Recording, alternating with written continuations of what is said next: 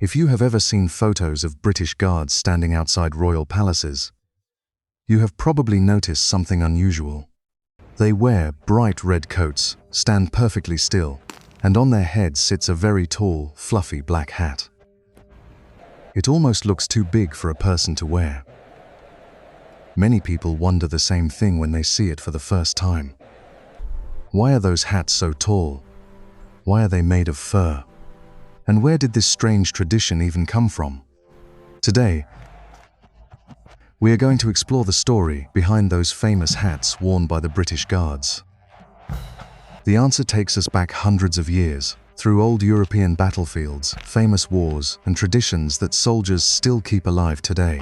So, let us take a closer look at the surprising history behind one of the most recognizable military uniforms in the world.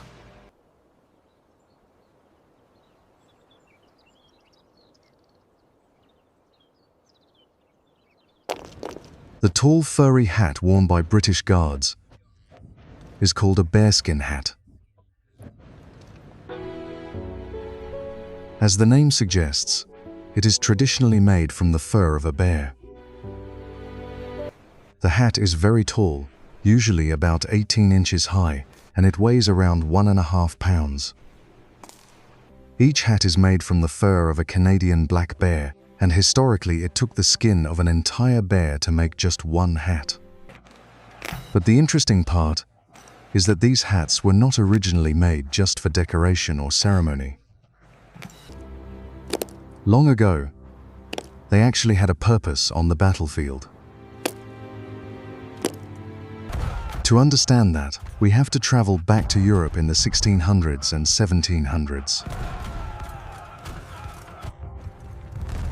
During this time, armies were organized into different types of soldiers. One special group of soldiers was called grenadiers. Grenadiers were elite fighters who threw small explosive bombs called grenades. Because this job was dangerous, grenadiers were usually chosen from the tallest and strongest soldiers in the army.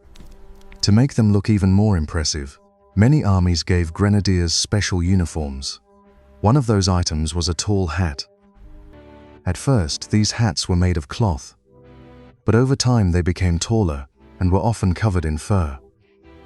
The goal was simple. The taller the hat, the taller the soldier looked. And that mattered more than you might think.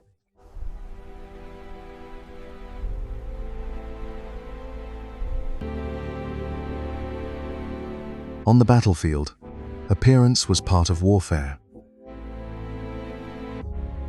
A soldier who looked bigger and more intimidating could scare the enemy before the fight even began. The tall bearskin hats made grenadiers look stronger, taller, and more powerful. Some historians even say the hats helped make soldiers appear more frightening to the enemy army. In fact, one of the most famous armies to wear these hats was the Imperial Guard of Napoleon Bonaparte. Napoleon's grenadiers wore tall bearskin hats during the Napoleonic Wars in the early 1800s.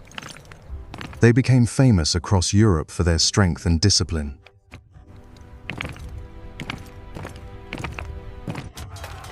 Then came one of the most important battles in European history.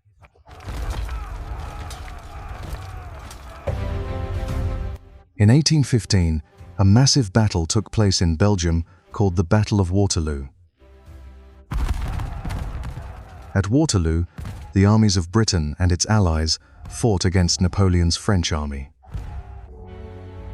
It was a long and difficult battle, but in the end, Napoleon's forces were defeated.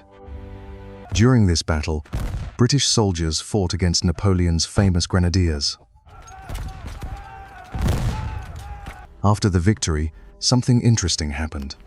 The British Army decided to honor the soldiers who fought bravely in the battle. The 1st Regiment of Foot Guards, which helped defeat Napoleon's elite troops, was renamed the Grenadier Guards. As part of this honor, They were allowed to wear the tall bearskin hats, just like the famous grenadiers they had defeated. At first, only that regiment wore the hats, but later, other guard regiments in the British Army began wearing them too. By the year 1831, several guard units were officially using bearskin hats as part of their uniforms. Over time, these hats stopped being used in battle. War technology changed, and soldiers needed lighter and more practical equipment. Large furry hats were not very useful in modern combat. They were expensive, heavy, and difficult to take care of. Because of this, the bearskin hats slowly moved from battlefield gear to ceremonial clothing. Today, the hats are worn mainly during important events and guard duties at royal palaces. When you see guards standing outside places like Buckingham Palace or Windsor Castle, they are part of special regiments known as the Foot Guards. Their job is to protect the British monarch and royal residences. There are 5 main guard regiments that wear bearskin hats today. Each regiment has small differences in their uniforms, such as the color or position of the plume, which is the feather decoration attached to the hat.